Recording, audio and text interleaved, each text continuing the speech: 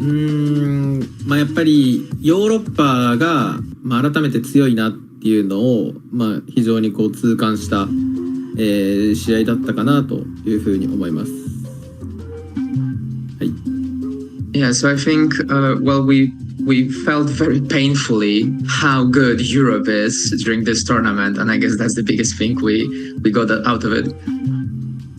What would be the biggest learning point? What can you take from that event, from the spring split, and try and get back to, say, World Championship version of CR? What's the biggest thing that we can work on?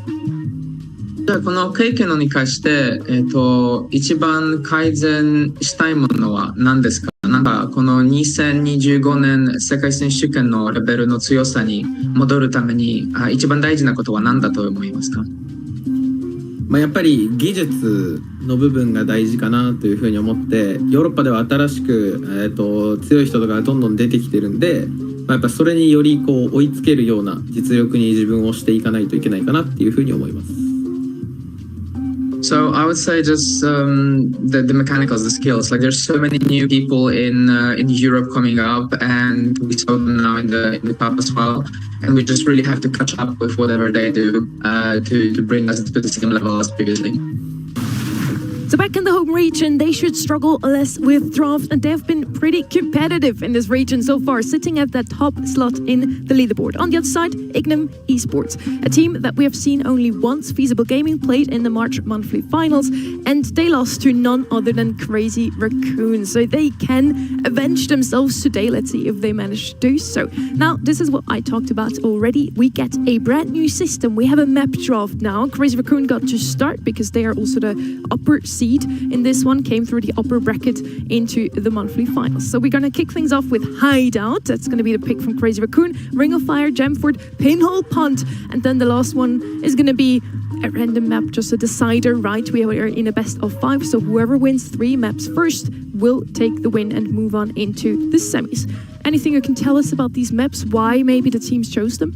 I mean, for me, I was going to say I don't think we'll really be using the last 2 maps, to be honest with them, unfortunately. I think this one's just a huge win for Crazy Raccoon, so you can see why they would have wanted to pick first as well, because, you know, get 2 of the maps at least in a best of 5 when they should be winning in 3-0. Global ban-wise, though, no surprise here, I will say as well. Edgar and Damien, 2 of the more kind of brawlers that can take you by a surprise and win games on their own, so not surprising to see Crazy Raccoon get those out of the way.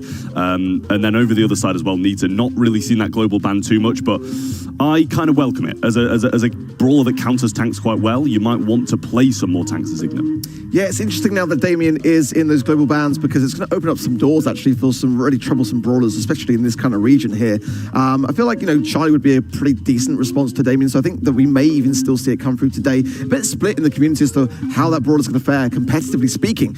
Crazy Raccoon, 95% of you on event.brawlstars.com feel like they are going to take this convincingly, so I think we're pretty united here on the disc that that could well be the case also. But brawlers like Mortis, brawlers like Ems and others are going to definitely have a showing here now. Pierce can escape through those bans, and there's definitely some troublesome ideas on the horizon for sure. Talking about Mortis, we just seen Shigmion's camera as well. He shone in the March monthly finals with an insane Barley cosplay. I was excited to see what he will bring out today, and today it is a Mortis. Doesn't have it on right now, but he needs to focus up and play, because Crazy Raccoon is today their first opponent. In March, they did pull off an insane reverse sweep against WWL, so in the end they won our all hearts by not only that beautiful cosplay, also by winning at least the quarterfinals. Yeah, I'm not sure that's going to be the case today, unfortunately, because as you say, Crazy Raccoon were kind of the ones to stop them last time as well, so I'm expecting this one to be quite a swift 3-0, unfortunately. Listen, I love the Ignim guys, and as you said, cosplays are always on top. I love a cosplay, but I just don't think we're going to be seeing too happy of a Mortis cosplay today after this game. I mean, you know I love a cosplay, right? I mean, there's no denying that, but, you know, the ultimate reality is that they've never gained a set versus Crazy Raccoon. Not in quals, not in the monthly finals, so it's going to be a tough one for them. We are in the summer split now, and we're going to kick things off with Hideout.